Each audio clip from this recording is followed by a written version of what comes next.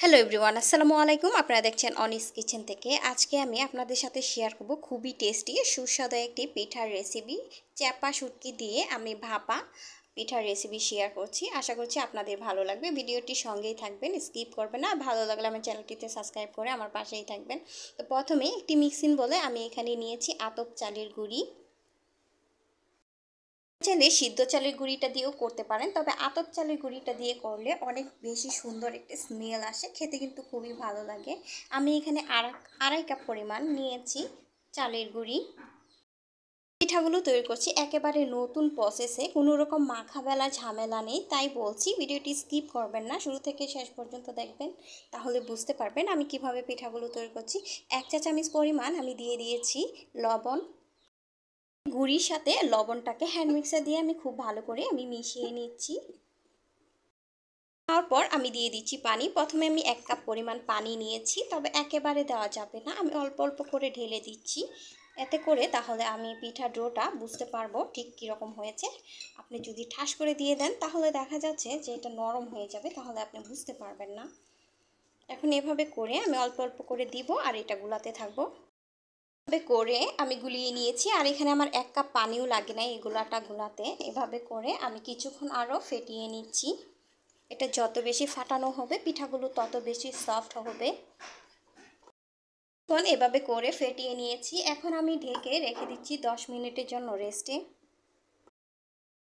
এখন চলে আসলাম চুলায় শুটকিটা রান্না করার জন্য। এখানে আমি একটা লোহার কড়াই নিয়েছি, যেহেতু আমি অল্প পরিমাণে শুটকি ভুনা করব তাই আমি লোহার কড়াইটা নিয়েছি। আপনারা আপনাদের পছন্দ মতো যে কোনো কড়াই বা প্যানে করে রান্না করতে পারেন। এখন আমি দিয়ে দিয়েছি তেল। তেলটা একটু গরম করে নিচ্ছি। তেলটা গরম হয়ে যাওয়ার পর দিয়ে দিচ্ছি পেঁয়াজ কুচি, রসুন কুচি, দিচ্ছি চ্যাপা শুটকি। আমি এগুলো তেলের মধ্যে একটু ভেজে নিচ্ছি। শুটকিটা যদি তেলের মধ্যে ভেজে নেওয়া হয় তাহলে খুব সুন্দর একটি ঘ্রাণ আসে, খেতে কিন্তু ভালো লাগে তখন। এখন আমি হালকা করে এগুলোকে ভেজে নেব। রসুনটা হালকা করে একটু ভেজে দিয়ে দিচ্ছি 1 চা চামচ পেঁয়াজ আর রসুন বাটা। দিচ্ছি মরিচের গুঁড়া। শুটকি রান্না করতেছি তাই আমি একটু ঝাল করে করছি, তাই 2 চা চামচ পরিমাণ দিয়েছি মরিচের গুঁড়া। দিয়ে দিচ্ছি 1 চা চামচ দিয়ে দিচ্ছি ধনিয়ার গুঁড়া মতো, দিয়ে দিচ্ছি লবণ। মশলা আমি তেলের মধ্যে একটু ভেজে নিচ্ছি। যতক্ষণ এই মশলার গন্ধটা বেরিয়ে যাচ্ছে ততক্ষণ পর্যন্ত একটু ভেজে নিব। কিছুক্ষণ ভেজে নেওয়ার পর এখন অল্প করে আমি পানি দিয়ে আমি শুটকি ভুনাটা আমি রান্না করে নিচ্ছি। আমার শুটকি বাগারটা হয়ে গিয়েছে, আমি চুলাটাও বন্ধ করে দিয়েছি। এখন আপনি এই শুটকি বাগারটা দিয়ে খিচুড়ি হোক আর ভাত হোক গরম গরম খেতে অসাধারণ লাগবে। আমার শুটকি বাগারটা কেমন হয়েছে অবশ্যই কমেন্ট করে জানাবেন।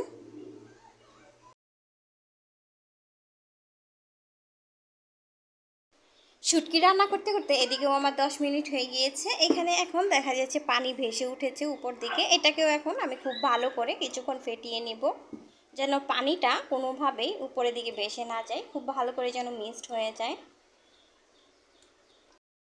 মিশ্রণটা আমি কিছুক্ষণ এভাবে করে ফেটিয়ে নিয়েছি। এটা কিন্তু খুব সুন্দরভাবে এখন মিশে গিয়েছে। এখন আর পানি আর এটা একবারে আলাদা আলাদা নাই, একেবারেই সুন্দর একটা স্মুথ হয়েছে।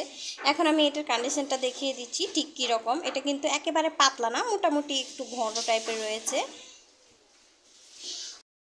পিঠাগুলো তৈরি করার জন্য স্টিলে বাটি নিয়েছি পিঠাগুলো তৈরি করার জন্য। এর মধ্যে আমি তেল ব্রাশ করে নিয়েছি। এখন আমি দিয়ে দিচ্ছি পিঠার মিশ্রণটা। মিশ্রণটা ঢেলে নেওয়ার পর আমি যে শুটকিটা ভুনা করে রেখেছিলাম এখন আমি এটা নিয়ে দিয়ে দিচ্ছি মাছ বরাবর। শুটকি ভুনাটাকে একটু গোল করে এটা বলের মতো বানিয়ে মাছ বরাবর দিয়ে দিচ্ছি। করে আমি দুইটার মধ্যে দিয়ে দিয়েছি, আর একটুখানি কিন্তু ফাঁকা রেখেছি, মানে উপরের দিকে ভাসা। এতে করে যখন এই পিঠাটা ভাপ দেওয়া হবে তখন চারদিকে ছড়ে যাবে, সুন্দর একটি কালার হবে, দেখতে কিন্তু অনেক বেশি ভালো লাগবে। এখন চলে যাচ্ছি চুলায়। চুলাতে আমি পিঠাগুলো ভাপ দেওয়ার জন্য আমি পানিটাও বসিয়ে রেখে দিয়েছি। পানিটা গরম হয়ে যাওয়ার পরে আমি দিয়ে দিচ্ছি এই বাটিগুলো দিয়ে দেওয়ার পর আমি ঢাকনা দিয়ে ঢেকে আমি 15 মিনিটের মতো আমি ভাপ দিয়ে নেব পিঠাগুলো। এদিকে আমার পিঠাগুলো হয়ে গিয়েছে। পিঠাগুলো কতটা সুন্দর হয়েছে এটা দেখে কিন্তু বোঝা যাচ্ছে, একদম সাদা সাদা ভাব নেই, খুব সুন্দরভাবে সিদ্ধ হয়েছে। বাটি থেকে পিঠাগুলো বের করে নিয়েছি। আমি একটু ঠান্ডা করে বের করে নিয়েছিলাম, যার জন্য এটা শেপটা তেমন একটা সুন্দর আসেনি। অবশ্যই আপনারা চেষ্টা করবেন গরম গরম চুলা থেকে নামিয়ে এই পিঠাগুলো বের করে নিতে, তাহলে কিন্তু অনেক সুন্দর হবে। নাহলে দেখা যাচ্ছে পিঠার মধ্যে, এই বাটির মধ্যে পিঠাগুলো লেগে যায়। যেহেতু এগুলো তেল ছাড়া পিঠা, তাই এটা অনেকটা আঠালো হয়। আর চালের গুঁড়ির পিঠা তো একটু আঠালো হয় আর লেগে যায়। এটা কিন্তু অনেকটাই নরম হয়েছে পিঠাগুলো। আর যে আমি ভিতরে শুটকির পুরটা দিয়েছি, এটার তেল মশলাটা উপরের দিকে বেরিয়ে এটা সুন্দর একটা কালার আসছে, দেখে কিন্তু ভালো লাগছে, তাই না? আপনাদের কাছে এই পিঠার রেসিপিটা কেমন লেগেছে আর কারা কারা পছন্দ করেন এই পিঠা, অবশ্যই জানাবেন। আমার তো বেশ ভালো লাগে এরকম এই পিঠাগুলো। আর এটা সহজ রেসিপি, একেবারে কোনো মাখা বেলা ঝামেলা নেই, এটা খুব ঝটপট তৈরি করে নেওয়া যায়। আমাকে কমেন্ট বক্সে কমেন্ট করে জানাবেন আপনাদের কাছে ঠিক কেমন লেগেছে এই পিঠাগুলো। এই পিঠা খেতে এখন আপনার কিছুই লাগবে না, এটা দিয়েই খুব সুন্দরভাবে পিঠাগুলো খাওয়া যাবে। খেতে কিন্তু অসাধারণ মজার। সকাল বিকালে চাইলে এই রেসিপিটা বানিয়ে নিতে পারেন, খেতে দারুণ হয়। আর পিঠা পছন্দ করে না এমন তো কেউ নেই, তাই না? পিঠা আমরা সবাই পছন্দ করি, জাস্ট একটু ধৈর্য আর সময়ের প্রয়োজন। আজকের রেসিপি ভালো লাগলে লাইক কমেন্ট শেয়ার করে দিবেন। আজকে এই পর্যন্তই। সবাই ভালো থাকবেন, সুস্থ থাকবেন। আল্লাহ হাফেজ।